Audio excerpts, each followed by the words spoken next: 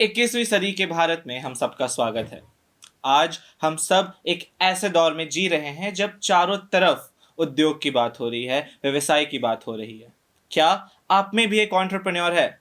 क्या आप ही एंटरप्रेन्योर है? इस चीज पे चर्चा करने के लिए आज का संवाद है और हमारे समक्ष प्रस्तुत हैं दो ऐसे वक्ता जिन्होंने स्टार्टअप्स को राह दिखाया है, स्टार्टअप्स के लिए मार्गदर्शन और एक प्रेरणा का स्रोत है। उन्होंने कई स्टार्टअप्स कोई बुनियाद के लिए काम किया है। हमारी पहली वक्ता doctor Nita Gehlot ma'am, head of division of research and innovation, Uttaranchal university, जिन्होंने अपने नाम 600 से अधिक पेटेंट फाइल किया है और जिसमें से 63 इंटरनेशनल है। इन्होंने अपना नाम टॉप 10 इनोवेटर्स में भी दाखिल किया है। बढ़ते हैं हमारे अगले वक्ता की ओर, डॉक्टर राजेश सिंह सर, जो कि division of research and innovation Uttaranchal university के डायरेक्टर हैं। इन्होंने अपने नाम 500 से अधिक आईपीआर को दाखिल किया है। इनके छत्र छाया में कई बच्चों ने अपनी पीएचडी की डिग्री प्राप्त की है। इन्हें रिसर्च एंड इनोवेशन के क्षेत्र में उत्कृष्ट सम्मान भी प्रदान हुआ है। तो आज का ये संवाद सिर्फ व्यवसाय के लिए नहीं, एक सोच के लिए है, एक व्यवसायिक सोच के लिए जो इस देश को बदलेगा, इस देश के भविष्य को तय करेगा। तो हम अपने पहले चरण की ओर प्रस्थान करते हैं और मेरा पहला प्रश्न है डॉक्टर अनीता मैम से कि मैम, इनोवेशन और एंटरप्रेन्योरशिप कैसे साथ में काम करते हैं और कैसे समाज कल्याण या डेवलपमेंट के लिए हेल्पफुल है? जी, सबसे पहले हमें ये समझना है कि इनोवेशन है क्या। देखिए, कोई भी नई सोच, नया विचार जो आपके काम को करने को ईज़ करे, उसको हम इनोवेशन की कैटेगरी में डाल सकते हैं। जैसे बहुत सिंपल सा मैं एक एग्जांपल आपको बताती हूँ। जैसे हमें एक कागज़ की गड्डी को इकट्ठा करना है, तो शुरू में जैसे हम देखेंगे स्टेपलर, जब हम स्टेपल करते हैं तो उसमें होल्स हो जाते हैं, है ना। तो जैसे कई जगह ऐसी ज़रूरत होती है कि वहाँ पे कोई भी उसमें होल नहीं होना चाहिए या डॉक्यूमेंट प्रॉपर रहना चाहिए। तो इस चीज़ को अवॉइड करने के लिए एक इनोवेशन हुई, क्या? क्लिप। क्लिप, पेपर क्लिप हुआ, जिससे कि आप लगाते हैं और पेपर में कहीं कोई निशान नहीं आता और वो एक बंडल में भी आपको एक प्रॉपरली मिल जाते हैं। तो एक बहुत छोटा सा एग्जाम्पल, ये एक इनोवेशन है जिसमें प्रॉब्लम को देखकर उसके प्रति सोल्यूशन को प्रोवाइड करने का एक जज्बा किसी के दिमाग में आया और उसने उसको बनाया। तो इसी तरीके से कोई भी नई सोच जो आपके काम को आसान करे या आपके काम को ऑटोमेट करे, उसको हम इनोवेशन की कैटेगरी में डाल सकते हैं। अब रही एंटरप्रेन्योरशिप की बात, कोई भी अब नई सोच आई है, आपने उसको डेवलप किया, उसको प्रोडक्ट की फॉर्म में लेकर आने की कोशिश की। जब आइडिया से प्रोडक्ट फॉर्म में जाते हैं तो उसका नेक्स्ट स्टेज होता है मार्केट। तो अगर आप उसको मार्केट कर पा रहे हैं, उसको सेल आउट कर पा रहे हैं, तो उसको हम एंटरप्रेन्योरशिप की कैटेगरी में डालते हैं। तो बेसिकली इनोवेशन एंटरप्रेन्योरशिप के लिए इसलिए इम्पॉर्टेंट है क्योंकि जब तक आप मार्केट सर्वे करके उसका ये आइडिया नहीं निकालेंगे कि इसमें कौन सी चीज़ की रिक्वायरमेंट है, तब तक आप इनोवेशन को इम्प्लीमेंट नहीं कर पाएंगे। तो दोनों आपस में इंटर रिलेट हैं। बेसिकली आज के वक्त को देखते हुए ज़्यादा इंटर रिलेट हैं। तो इन दोनों के को पैरेलल में ही मुझे लगता है लेकर चलना होगा हमें। Thank you ma'am. तो हम समझ सकते हैं कि जैसे हमारे देश के प्रधानमंत्री ने कहा था कि आपदा में अवसर ढूंढना, ठीक वैसे ही छोटे छोटे समस्याओं को समाधान ढूंढना भी एक एंटरप्रेन्योरशिप है। उसके बारे में एक समाधान निकालना कि कैसे उस चीज़ को ठीक किया जा सकता है, उसे इनोवेशन कहते हैं। अब हम अगले चरण की ओर बढ़ते हैं और जानते हैं कि एक छात्र कैसे इनोवेशन और एंटरप्रेन्योरशिप की दुनिया में पहला कदम रख सकता है। ये प्रश्न मेरा डॉक्टर राजेश सिंह सर से है। सर, एक स्टूडेंट, एक छात्र कैसे एंटरप्रेन्योरशिप की तरफ मोटिवेट हो सकता है, फर्स्ट स्टेप ले सकता है? जी जी जी, मुझे लगता है कि सबसे पहले हम लोग जो भी सोसाइटियल प्रॉब्लम्स को आइडेंटिफाई करने की कोशिश करें। और ये कौन कौन हमें प्रेरित करेगा इसके लिए? हमारा टीचर हो सकता है, हमारे प्रीमिसेस में सीनियर लोग हों, वो इस तरीके का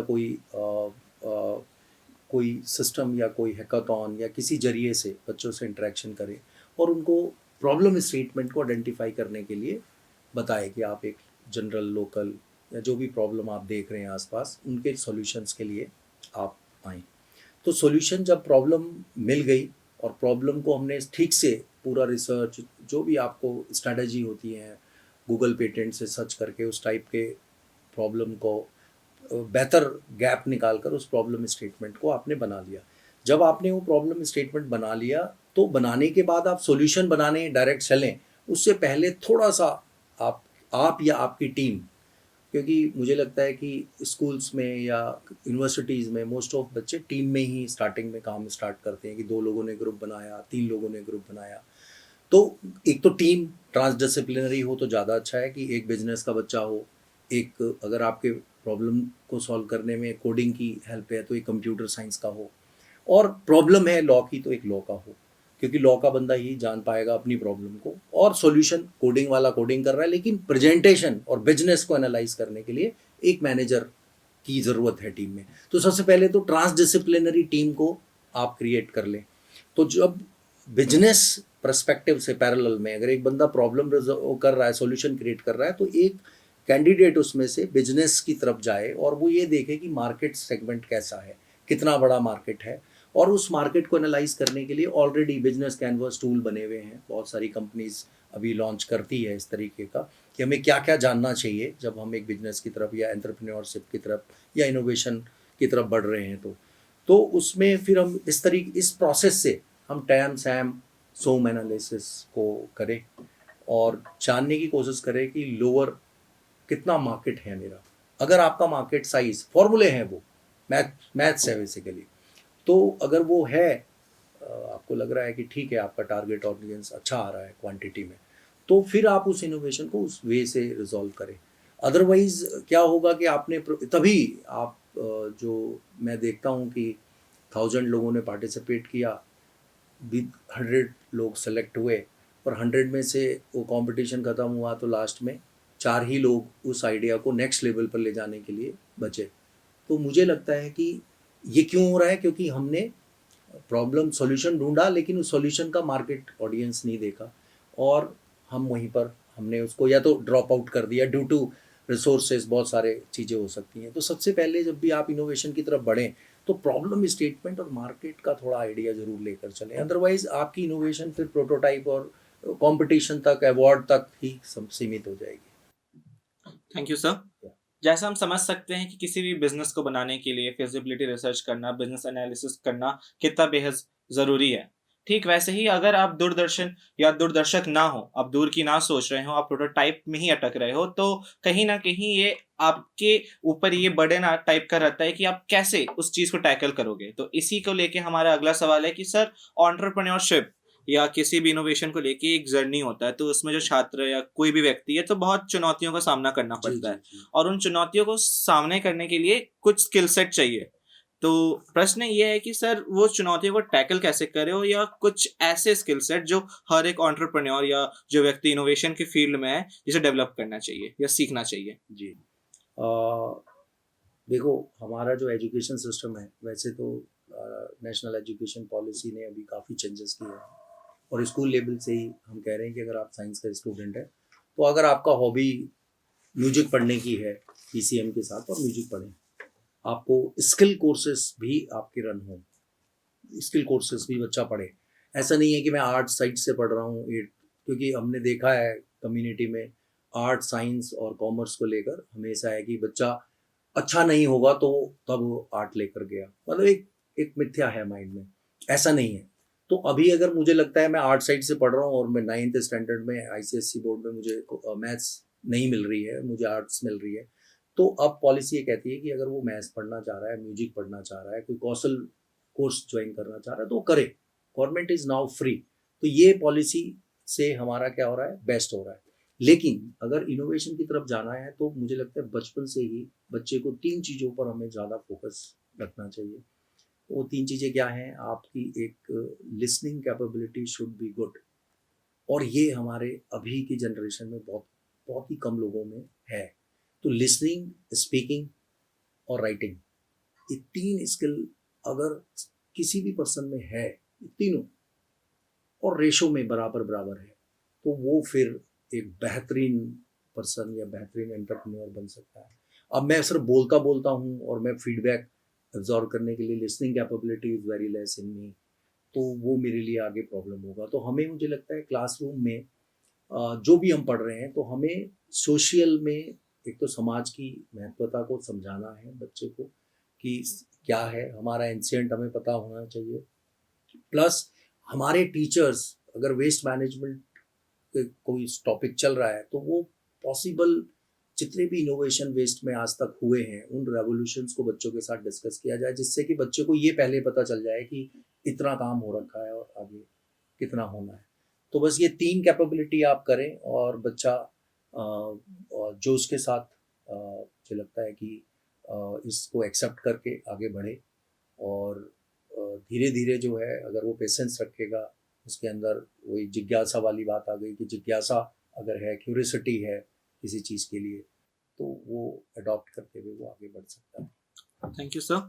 जैसा कि हम समझ सकते हैं कि धैर्य, जिज्ञासा वही है जो हमें कर्तव्य पथ में चलने के लिए हिम्मत देती है, और किसी भी एंटरप्रेन्योर के लिए पेशेंस एक बहुत बड़ा टेस्ट होता है जिसे पार करना पड़ता है। इसी के साथ हम अपने अगले चरण, अगले सवाल की ओर बढ़ेंगे। अनीता मैम, हमारा सवाल ये है कि छात्रों के लिए बाजार में अपने उत्पाद की पहचान कैसे बनाएं? जैसे एक पेशेंस टेस्ट होता है कि लोग अपने एनालिसिस के टाइम बहुत फ्रस्ट्रेट हो जाते हैं कि प्रोडक्ट बिक नहीं रहा है, प्रोटोटाइप स्टेज सक्सेस नहीं कर पा रहा है। ठीक वैसे ही कैसे सुनिश्चित करें कि ये सही लोगों तक पहुंचे और सही मार्केट हो उस प्रोडक्ट का या प्रोटोटाइप का? ये सबसे महत्वपूर्ण सवाल है आज का, क्योंकि बहुत सारे स्टूडेंट्स होते हैं जो स्टार्टअप करते हैं कोई प्रोडक्ट बना के, और उसके बाद जैसे आपने मुझे बोला ना अभी कि मार्केट में उसके बाद एनालिसिस कर रहे हैं, यही पर वो गलती है। सबसे इम्पोर्टेंट क्या है, अगर देखो प्रोटोटाइपिंग तक ठीक है, लेकिन अगर आप असल में बहुत जिज्ञासु हैं उसको मार्केट तक ले जाने के लिए, तो सबसे पहले प्रोडक्ट बनाने से भी पहले आपको मार्केट सर्वे करना ही है। जैसे राजेश सर ने भी बहुत अच्छे से समझाया कि सबसे पहले हमें अपना पॉपुलेशन एरिया चेक करना है कि जो प्रोडक्ट मैं बनाने जा रहा हूँ या बेचना चाह रहा हूँ उसका मार्केट क्या है, मेरा टारगेट ऑडियंस क्या है। अब फॉर एग्जाम्पल अगर आप कॉस्मेटिक बनाना चाहते हैं, है ना, कॉस्मेटिक प्रोडक्ट्स, ये जनरली बोला जाता है कि फीमेल्स के लिए मोस्टली कॉस्मेटिक प्रोडक्ट्स हैं, लेकिन आजकल अगर आप ऐड देखेंगे तो कितने प्रोडक्ट्स ऐसे आ गए हैं मार्केट में जो वो मेल ऑडियंस को भी टारगेट कर रहे हैं। तो मतलब वो इनोवेशन ही आप एक कंपोनेंट उसमें कह सकते हैं कि माइंडसेट भी डाइवर्ट करना, कि जो पहले फिक्स मार्केट है या तो आप उसी में ही अपना गैप ढूंढें कि ये जो मेरा फिक्स मार्केट है मैं उसी में ही कैसे इंट्रोड्यूस करूँ अपना प्रोडक्ट, या अपना मार्केट जनरेट भी करें। तो दोनों तरीके की इनोवेशंस को आपको समझना है। जैसे फॉर एग्जांपल आप अगर फूड प्रोडक्ट की बात करते हैं तो हम सबको पता है कि आजकल सारे वर्ल्ड में हम हेल्दी एंड न्यूट्रिशियस फूड की बात कर रहे हैं। हम ये कोशिश करते हैं कि अनहेल्दी फूड ना खाए बच्चा या बड़े भी ना खाएं। तो आजकल जैसे एक बहुत अच्छा एग्जांपल है मोरिंगा। आजकल मोरिंगा प्रोडक्ट्स कितने ज़्यादा मार्केट में इंट्रोड्यूस हो गए हैं, मोरिंगा ड्रिंक्स आ गए हैं, मोरिंगा पाउडर आ गया है। तो मोरिंगा ऐसा नहीं है कि पहले नहीं था। ड्रम स्टिक्स, वो हम सांबर में कितने वर्षों से हमारी ट्रेडिशन है सांबर में ड्रम स्टिक्स डालने का, वो खा रहे हैं। लेकिन ये चीज़ पहचानना कि ये ड्रम स्टिक्स जो हैं, जो मोरिंगा है, उसको हम कॉस्मेटिक में कैसे इंट्रोड्यूस करें, या फिर उसी चीज़ को हम अदर वे कैसे इंट्रोड्यूस करें जिससे कि सिर्फ ना खाने के लिए बल्कि उसको लगाने के लिए भी यूज़ करें। तो बेसिकली आपको दोनों तरीके से पहचान करनी है, एग्जिस्टिंग मार्केट को इंट्रोड्यूस करना है, उसमें पहचान बनानी है, या नई मार्केट डेवलप करनी है। तो ये दोनों चीज़ों में मुझे लगता है आपको काम करना पड़ेगा।